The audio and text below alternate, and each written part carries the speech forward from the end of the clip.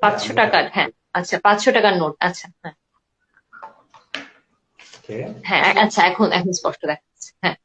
আচ্ছা, খেয়াল করেন আমি যেটা করছি, হ্যাঁ, এই নোটটাকে একটু ছিঁড়লাম। ওকে। ছিঁড়লেন, ছিঁড়ে ফেললেন 500 টাকার নোট? হ্যাঁ, আচ্ছা। আবার একটু ছিঁড়লাম। ওকে। এবার হুম। যেটা করবো আমি এটাকে খাবো, হ্যাঁ।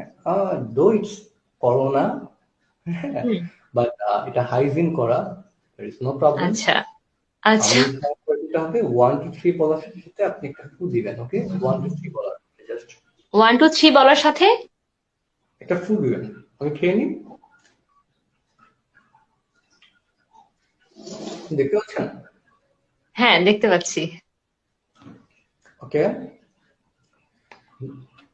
ক্লিয়ার। হ্যাঁ, ক্লিয়ার। ওকে, বাট আমরা একটু দেখতে চাই আসলে ওইখান থেকে কাজটা করে কিনা। হ্যাঁ, আমি যখন 1 to 3 বলবো, 1 2 3,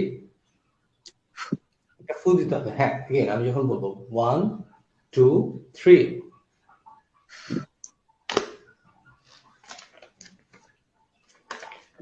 নাহলে এটা আসলে, আচ্ছা, তো এটা কিভাবে করলেন? আপনি তো আমাকে বললেন আপনি আমাকে একটা ম্যাজিক শেখাবেন, তো এখন আপনি আমাকে এটা শিখান কিভাবে কিভাবে করলেন।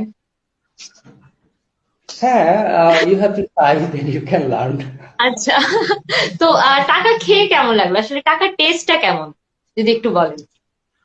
আহ টাকার তো আসলে কোনো, মানে টাকা তো টাকাই, বাট এটা তো একটা পেপার। আচ্ছা, ওভারঅল ইটস আ পেপার। আচ্ছা, হ্যাঁ, আচ্ছা। তো ব্যাপারটা যেটা হয় যে ম্যাজিশিয়ানদের আসলে অ্যাক্টিং করতে হয়, তাছাড়া আর কিছুই না। হ্যাঁ, আর কিছু করার নেই, আচ্ছা।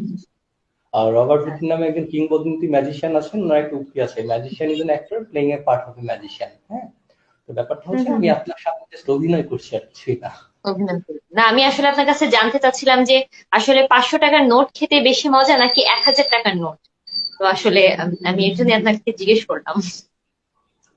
মেটেরিয়ালিস্টিকলি 1,000 টাকার নোটই বেশি মজা। আচ্ছা, আচ্ছা। তো তো